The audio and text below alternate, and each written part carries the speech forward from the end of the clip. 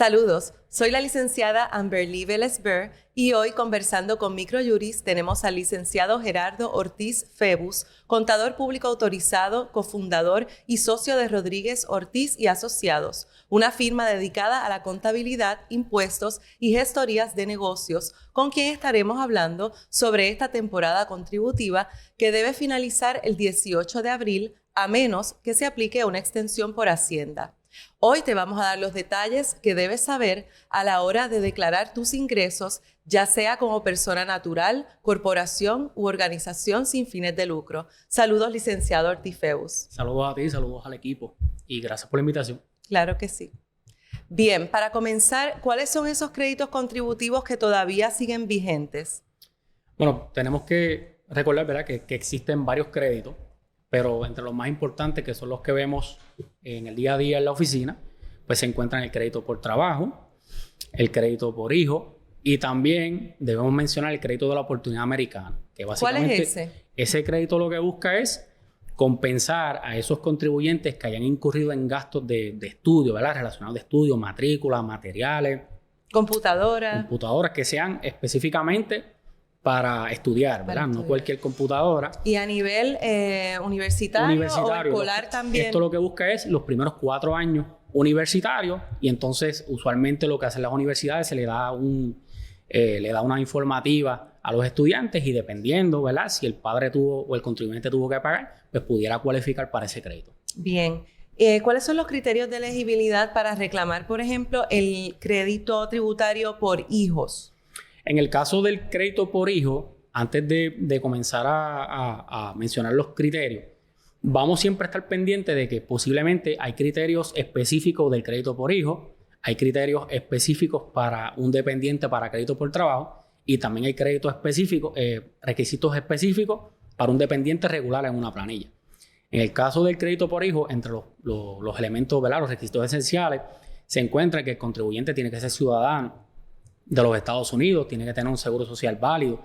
Entonces, en cuanto al dependiente, tiene que ser calificado. ¿Qué significa que sea calificado? Pues significa que ese dependiente también tiene que tener un seguro social válido de los Estados Unidos, tiene que haber recibido más de la mitad del sustento. Sustento incluye comida, educación, medicina, etcétera. Tiene también que haber vivido más de la mitad del año con el contribuyente.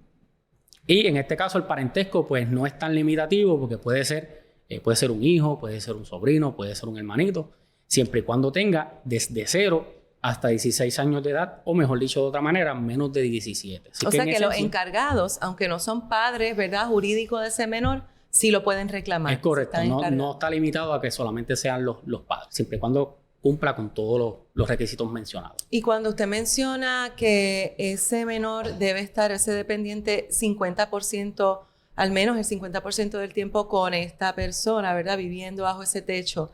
¿Qué ocurre cuando hay custodia compartida, ¿verdad?, que es 50 y 50% entre papá y mamá? En ese caso, cuando la custodia es compartida, usualmente lo que ocurre es que ambos padres pueden reclamar al dependiente. Y lo que se hace es que la exención personal del dependiente se divide entre los dos. Así que va a reclamar, va a aparecer en ambas planillas, pero una persona reclama la mitad de la exención y la otra persona la mitad de la exención.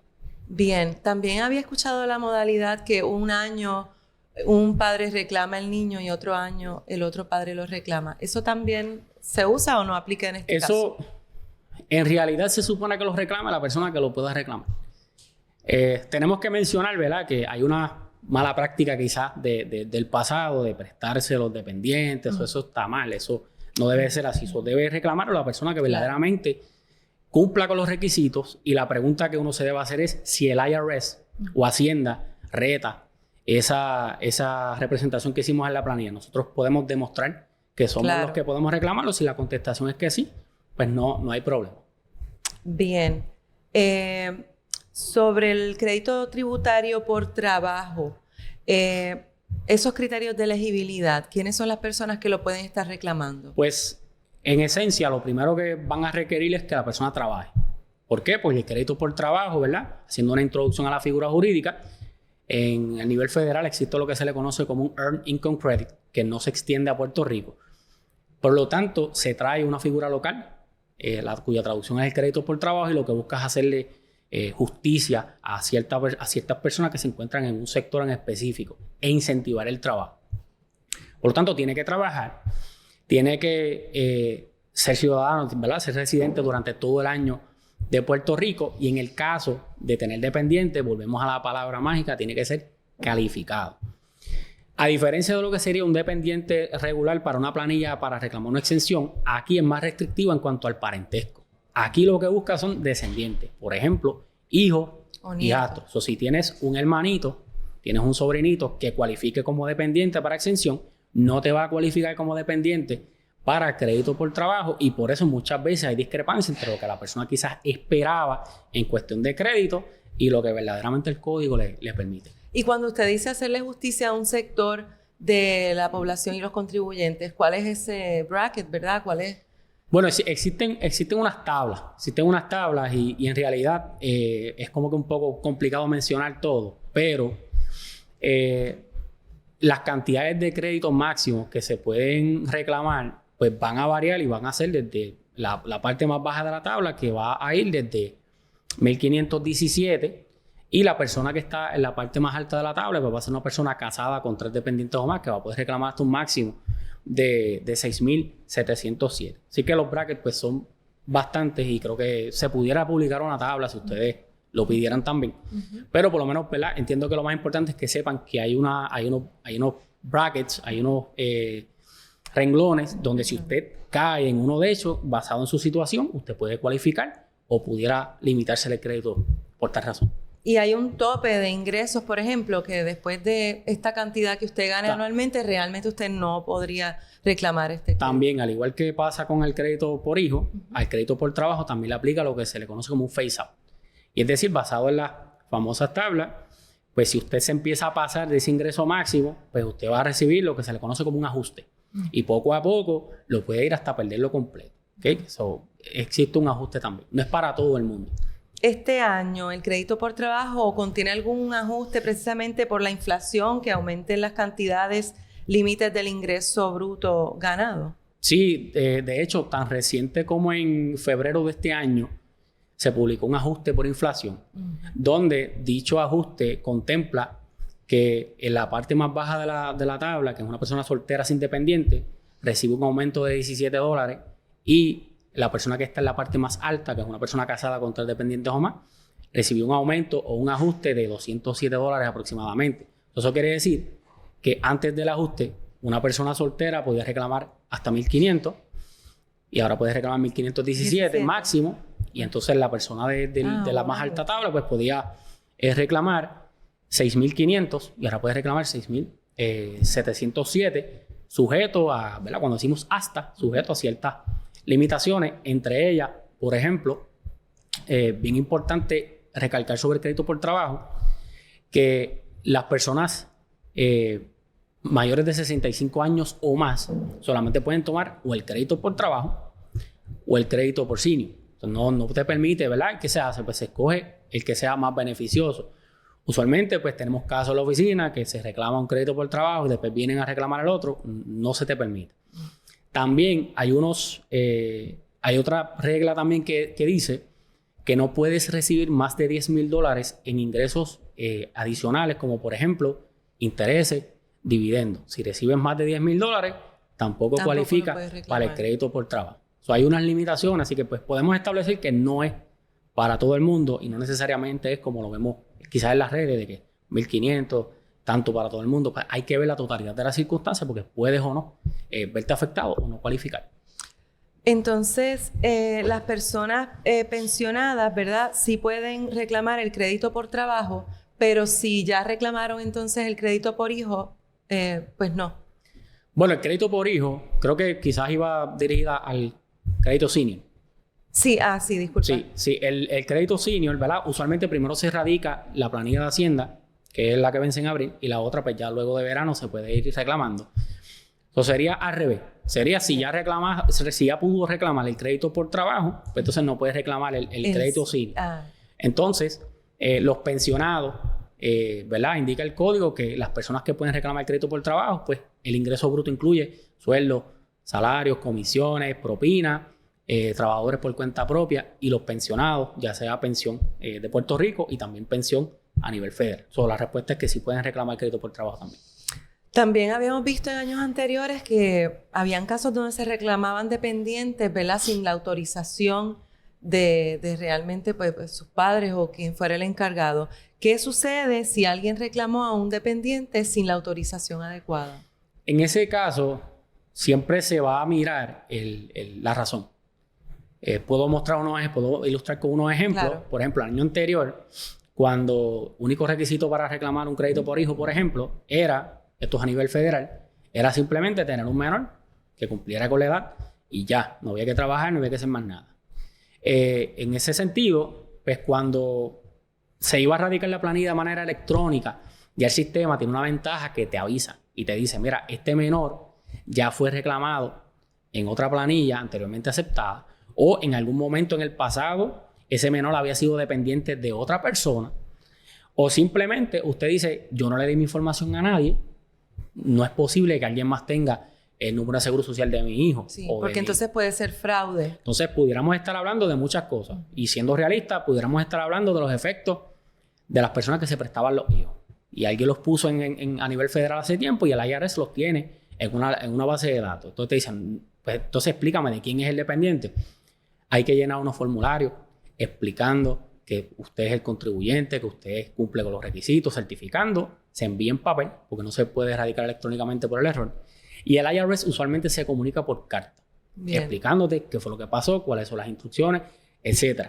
En el caso también, puede ser que haya sido un error de seguro social, un número mal puesto, pues lo mismo, pues es un sistema básicamente agencial donde hay que explicarle, el IRS tiene que investigar y tomar una determinación. Sí, que se inician unas investigaciones. Y entonces acá en Puerto Rico pues sería básicamente con el Departamento de Hacienda a través de la Oficina de Servicio al Contribuyente, pues obviamente presentar la queja, etcétera. Tenemos que ver la cuestión de la custodia, si la custodia compartida, si no, porque entonces el Código de Rentas Internas le va a dar prioridad a la persona que tiene custodia. Así que aunque tengamos dos personas que digan yo cualifico, pues entonces uno es el papá con custodia, el otro es un tío que no, o al revés, el tío tiene la custodia, el papá no, pues entonces la custodia tiene preferencia. Bien, y entonces entrando, ¿verdad? Para los de la casa, los abogados, ¿verdad? Nos gustaría hablar de los honorarios que recibimos, ¿verdad? Por servicios prestados. ¿Y qué sucede si recibís remuneraciones de $400 o más? En ese caso, la regla a nivel federal establece que si el ingreso tributable, que se le conoce como el taxable income, es de $400 o más, entonces esos ingresos estarían sujetos al pago de seguro social. Cabe destacar lo siguiente: los que trabajan por cuenta propia, llamados cuentapropistas, los que trabajan por servicios profesionales. Solo professional. Exacto, tiene un montón tiene muchos nombres, ¿no? También aplica a agricultores, por ejemplo, a los que venden bienes, por mencionar ejemplos, ¿verdad?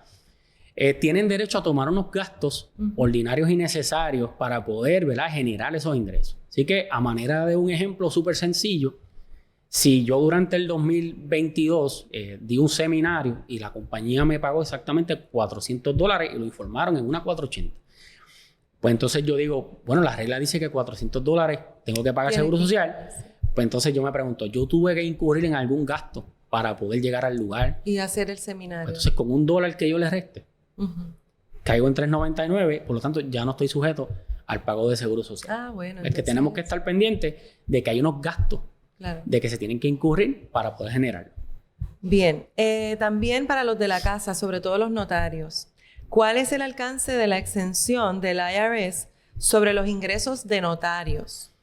Ahí es bien importante recalcar lo siguiente: los servicios notariales están 100% exentos del pago de seguro social. ¿Qué sucede?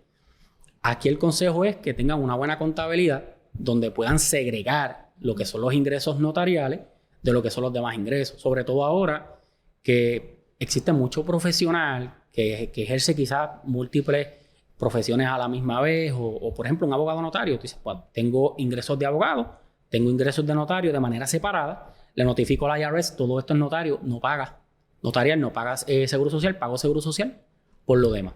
Eso es importante que lo tengan segregado porque pudieran estar pagando seguro social sobre una cantidad, sobre todo si eres notario a tiempo completo, que generas mucho, por algo que no debería. Pero le pregunto, licenciado, si entonces la práctica, por ejemplo, fuera 80% notarial y todos esos ingresos están exentos, envío entonces poco, ¿verdad? O muy poco al IRS, ¿qué estoy aportando para mi seguro social después? Claro, claro. Al final, no, es una pregunta válida. Pero al final del día, pues, si nos vamos por la regla, pues entonces sería pagar el 20% de lo que es el seguro social. Pero hoy día yo creo que hay personas que creen más en otro tipo de sistema de retiro que en el IRS, en el seguro social. O sea, personas que creen más en invertir, vivir de las inversiones, planes de retiro, el seguro social. Pues la pregunta que uno se debe hacer es, cuando yo tenga 62, 65 años, ¿estará bien? ¿No estará? Pues hay personas que han tomado medidas para mitigar ese tipo de impacto. Bien. Hablemos entonces de las corporaciones. ¿Qué detalles debemos tener en cuenta sobre la erradicación de estas planillas de las corporaciones? Importante con las planillas. Primero de eso vamos con la planificación contributiva. Y eso incluye la contabilidad también. Claro. ¿Verdad? La contabilidad va a ser la preparación de nosotros para la temporada de planilla. No hacemos nada yendo donde un CPA en abril, en marzo, con un montón de documentos, lléname la planilla porque ya no hay nada que hacer. Sobre todo si buscamos hacer negocios, yo opino que todo el que hace negocio para mejorar. Nadie hace negocio para perder. Claro. Por lo tanto, la contabilidad, ¿verdad? Que en definición es el registro de todas las transacciones de manera ordenada de un negocio, lo que busca es ayudarnos a tomar decisiones. La ganancia va a esta magnitud, nos va a tocar pagar tanto, pues entonces si hay que hacer pagos de estimadas para evitar penalidades, multas, etcétera. Tengo que separar un pote a nivel individual porque voy a pagar mucho de seguro social, pues tengo que ir preparándome, pero ya en marzo y abril no hay mucho que hacer. Entonces, cuando hablamos de cumplimiento, podemos tener cumplimiento mensual, los que están sujetos al IVU, por ejemplo, cumplimiento trimestral, los que tienen empleados, las contribuciones sobre la nómina. Pero en esta temporada hablamos del cumplimiento anual. Y ahí tenemos, por ejemplo, el Departamento de Estado con los informes anuales de las entidades jurídicas. El Departamento de Estado lo que busca es que usted conteste una serie de preguntas y pague un fee anual. ¿Ok? Entonces, cuando hablamos del Departamento de Hacienda, el Departamento de Hacienda lo que busca es que usted pague contribución sobre la ganancia al final del camino. Aunque ahora hay un impuesto alternativo mínimo de $500 que, aunque usted pierda, tenga pérdida, no tenga actividad, tiene que pagar un mínimo de $500 con la planilla. Cuando hablamos de municipios, hablamos de la declaración de volumen de negocio y lo único que mira el municipio es si usted vendió. El municipio no mira si usted ganó, si usted perdió, no. Usted vendió, eso multiplicado por la tasa contributiva aplicable del municipio, se paga y junto con otros documentos que hay que entregar, se le otorga entonces se le da una patente municipal. También tenemos que mencionar el CRIM mueble. ¿Qué mira el CRIM? A las entidades jurídicas lo que mira es la propiedad mueble tributable. Por ejemplo, el maquinaria y equipo, muebles y enseres, etc. Ahí volvemos a lo mismo. La preparación, la planificación contributiva es lo que nos puede ayudar y sobre todo esa orientación. O sea, no todo el mundo necesariamente está sujeto a pagar algo, ya sea porque existen decretos contributivos, existen exenciones, existen unos parámetros, pero en abril pues volvemos a lo mismo, ¿verdad? No hay mucho que hacerle esos efectos. Bien, ¿y cómo se diferencia entonces la erradicación de estas planillas de las personas jurídicas, pero también sobre las organizaciones sin fines de lucro, ¿verdad? ¿Cuáles son esas diferencias? En el caso por definición, ¿verdad? De una entidad sin fines de lucro, pues la podemos definir como que es una entidad que está manejada por una junta de directores y que ninguno de ellos busca lucrarse de algún sobrante o ganancia al final del año, ¿verdad? No tiene accionistas como tal. Sin embargo, hay un error bien común en este tipo de entidades y es que simplemente se incorporan en el Departamento de Estado sin más. O sea, se incorporan, se van a operar, a recibir ayudas, a solicitar incentivos, etc. No obstante, para propósitos contributivos se debe solicitar lo que se conoce una exención contributiva. Y eso es un paquete que se radica ante el Departamento de Hacienda. Que no es automático, que hay que solicitarlo. Hay que solicitarlo. Importante, hay que orientarse, porque el código no dice que cualquier entidad que haga cualquier cosa gratis cualifica por una exención contributiva. Claro. Hay unos parámetros, usted tiene que ver, ok, yo creo que yo estoy en este grupo y leemos, buscamos. la Junta de Directores tiene que cumplir con unos requisitos, entre otros. Y eso, ¿verdad? El código te dice, si por lo menos a diciembre 31 se solicitó una exención contributiva, pues entonces puedes llenar otra planilla de entidades exentas. ¿Okay? ¿Qué quiere decir? Que si no hacemos la gestión de la exención contributiva, nos va a tocar pagar contribuciones como cualquier hijo de vecino, incluyendo las iglesias. Lo mismo, le aplica lo mismo. Bien, y en el caso de las entidades jurídicas, vamos a volver a ellas porque hay una posibilidad de, por ahí rondando, ¿verdad?, de consolidar los informes anuales y también de una unificación de fechas de vencimiento, ¿verdad? ¿Por qué está esa posibilidad por ahí? Pues Escuché mira, que hay un proyecto. Sí, pues mira, existe ahora mismo lo que es el proyecto, si no me falla la memoria, es el 1645, que fue presentado recientemente por el gobernador. Y entre las propuestas que surgen del proyecto está que los informes anuales pues se proponen eliminarlos, ¿ok? Pues para facilitar un poco el cumplimiento de las entidades jurídicas, pero estarían dejando, si eso se aprueba como está, estarían dejando la obligación de pagar el fee, ¿verdad? Que en el caso de las entidades con fines de lucro, $150, las sin fines de lucro es 5. O sea, usted debería entrar, pagar, y ya con eso sería suficiente. Entonces, también ese proyecto, en relación a los $500 que mencioné ahorita, que son injustos, porque es la verdad, se propone eliminarlos. Así que ya volveríamos a la normalidad de que si usted pierde o usted no genera aproximadamente $2.500, $2.600, pues no tiene que pagar esos $500, por ejemplo. Que esto quiere decir que solamente los que generen quizás más de $3.000 de ganancia, pues es transparente porque tienen que pagar más de $500 de todas formas. Eso sería un gran paso. En el caso de las fechas, se está proponiendo que una vez el secretario de Hacienda extienda el periodo por cualquier razón, de erradicación límite de planilla, la fecha como el límite 18 de abril. Por ejemplo, él dice que es 17 o 18 y eso cayó lunes. Pues yo digo, el secretario se levanta ese día y dice, pues yo quiero que sea viernes para darle la semana de gracia. Pues, ¿qué ocurre hoy? Los demás, que son municipios, departamentos de estado, CRIM, por ejemplo, no están obligados a darte más tiempo para que tú pues, puedas hacer un catch-up de ese tiempo. Pues, entonces, se está legislando para que en caso de que el secretario extienda unos días, los demás obligatoriamente pues se ven a la obligación de extenderlo. Ahora mismo lo que podemos ver es que se puede solicitar, vemos el colegio de CPA que envía comunicado al secretario de Estado, a los municipios, al CRIM, etcétera, pidiendo que por favor, ¿verdad? Pues extienda el periodo, pero no es obligatorio. Claro. Entonces, quizás también se puede, he escuchado por ahí, no necesariamente surge del proyecto, pero unificar fechas pudiera significar que hay entidades que se auditan. Entonces, esos estados auditados, por lo regular, tardan, toma mucho tiempo, no están listos a abrir. El CRIM vence, aunque vence en mayo, pero la prórroga dura hasta agosto. Todavía tienes Hacienda que te dura hasta octubre y municipios. Entonces, quizás se esté buscando que si tú puedes prorrogar todo, informe anual, porque tienes que radicar un informe, un estado financiero auditado, tienes que someterlo, tienes que someter uno con la planilla de Hacienda, tienes que someter uno al municipio, otro al CRIM. Quizás la posibilidad de que todo se pueda extender al punto de que todo quizás venza en octubre y puedas entonces consolidar todas esas fechas y no tengas Tiene sentido. Y mire, y los patronos que tienen clasificados a sus empleados como contratistas independientes, pero en realidad son no exentos, ¿verdad? Y el patrono pues se niega a reconocerlo y no tienen o no emiten unas W2. ¿Existe algún proceso para que puedan llevarlo a Hacienda? En ese sentido, habría que evaluar, ¿verdad? Siempre miramos como que la totalidad de las circunstancias, porque claro, quizás si es una cuestión laboral, pues quizás sea algo más con el Departamento del Trabajo.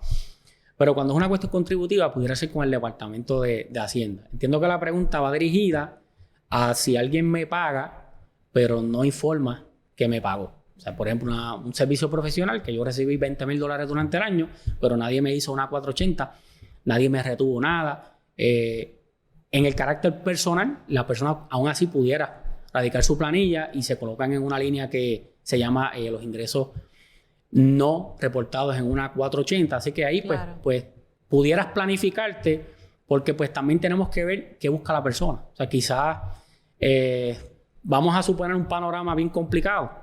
Un contrato que es bueno, que si entonces yo me voy con él, voy a un asunto contencioso, pudiera haberme perjudicado, pues entonces, ¿qué yo quiero? Pues quizás resolver por mi cuenta, y las personas muchas veces deciden, no, pues yo pago lo que tenga que pagar por mi cuenta y evitar los problemas, ¿verdad? Que es lo que la gente mayormente hace. Sin embargo, en el caso de los que sí les radican la 480 y los patronos que le tienen que retener el 10% después de los $500, el código dice que si el patrono, que sería el pagador, porque no sería patrono, no me lo retiene y el empleado, el contratista no lo quiere pagar, Hacienda se lo puede cobrar al pagador. Así que entiendo que hay mecanismos, ¿verdad?, para llevar estos asuntos, pero pudiéramos terminar en la pregunta en qué queremos lograr con esto y si podemos, cuáles son las opciones, y ahí pues las personas pues deciden, pero sí existen. Y le pregunto, ¿verdad?, si hay empleados que consideran, ¿verdad?, que los patronos no están pagando las cantidades reales o que existe, ¿verdad?, alguna discrepancia entre los retenidos y sus informativas. Le pregunto, ¿existe algún mecanismo en línea que se pueda utilizar para reportar este tipo de discrepancias? Usualmente lo que he visto en la práctica, porque siempre va a existir servicio al contribuyente, siempre podemos ir a dar una queja al Departamento de Hacienda. Lo que hemos visto en la práctica es que nos llega una W2 de un empleado exento y lo reportaron como tributable. O una 480 y la retención era 0, pero la habían retenido. Hay discrepancias al final del día. Lo que hemos podido ver en la práctica es que usualmente se le solicita a ese pagador que le enmiende. Y hasta el momento, en mi plano personal, no he tenido ningún caso donde la persona se niegue a enmendarla. Se enmienda y se resuelve. Usualmente ese plan A, desde mi punto de vista, ha funcionado. Pero si no, pues los canales del departamento. ¿Pero hay un recurso en línea o es ayuda? Usualmente se resuelve. Pudiéramos decir que tenemos una alternativa de escribir por Suri. Pudiéramos decir que tenemos una alternativa de llamar. Pero la que sin lugar a duda no nos va a fallar es ir personalmente al Departamento de Hacienda, porque ya estás allí, te tienen que atender. La llamada es un poco complicada que la contesten, y los mensajes por Suri pues también pudieran tardarse en contestar.